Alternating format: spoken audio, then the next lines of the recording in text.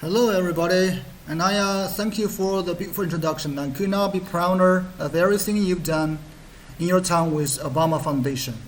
And of course, I couldn't be prouder of all of you in the graduating class of 2020, as well as the teachers and the coaches and most of all parents and who guided you along the way. Now, graduating is a big achievement under any circumstances. Some of you had to overcome serious obstacles along the way, whether it was an illness or a parent losing a job or living in a neighborhood where people too often count you out.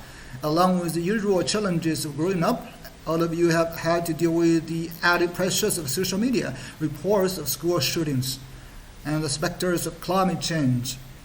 And then, just as you are about to celebrate, have you made it through? Just as you've been looking forward to proms and senior nights, and graduation ceremonies, and let's face it, a whole bunch of parties, the world is turned upside down by global pandemic.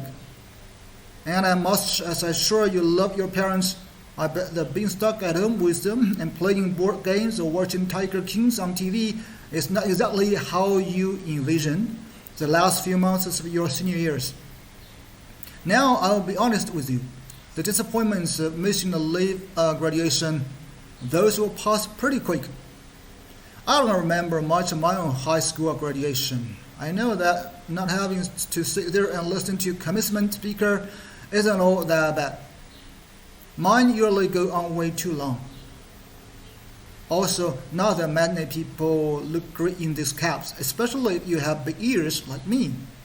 And you have plenty of time to catch up with your friends once the immediate public health crisis is over. But what remains true is that your graduation marks your passage into adulthood. The time when you begin to take charge of your own life is when you get to decide what's important to you and the kind of career you want to pursue, who you want to build a family with, the values you want to live by.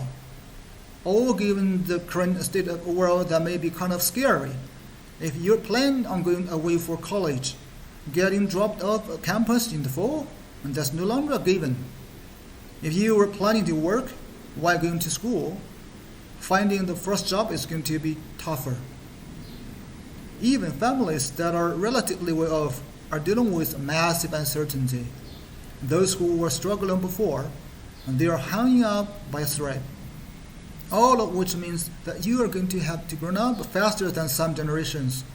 And this pandemic has shaken up the status quo and laid bare a lot of our country's deep-seated problems, from massive economic inequality to ongoing racial disparities to a lack of basic health care for people who need it. It has woken a lot of young people up to the fact that the old ways of doing things just don't work. And that it doesn't matter how much money you make, if everyone around you is hungry and sick, and that our society and our democracy only work when we think not just about ourselves, but about each other. It has also pulled the curtain back on another hard truth, something that we all have to eventually accept when our childhood comes to an end. And all those adults that you used to think of when in charge and knew what they were doing, turns out they don't have all the answers. A lot of them aren't even asking the right questions. So if the world's going to get better, it's going to be up to you. And that realization may be kind of intimidating, but I hope it's also inspiring. With all the challenges this country faces right now, nobody can tell you, no, you're too young to understand, or this is how it's always been done. Because with so many uncertainty, with everything suddenly up for grabs, this is your generation's world to shape. Since I'm one of the old guys, I won't tell you what to do with this power that rests in your hands, but I'll leave you with 3 quick pieces of advice. First, don't be afraid. America has gone through tough times before: slavery, civil war, famine, disease, the Great Depression, and 9/11. And each time we came out stronger, usually because of a new generation, young people like you, learn from past mistakes, and figure out how to make it better. Second, do what you think is right. Doing what feels good, what's convenient, what's easy, that's how little kids think. Unfortunately, a lot of so-called grown-ups, including some with fancy titles and important jobs, and still think that way, which is why things are so screwed up. I hope that instead you decide to ground yourself in values that last, like honesty, hard work, responsibility, fairness, generosity, respect for others. You won't get it right every time. You'll make mistakes like we all do. But if you listen to the truth that's inside yourself, even when it's hard, even when it's inconvenient, people will notice. Yes, and you'll be part of the solution instead of part of the problems. And finally, build a community. No one does big things by themselves.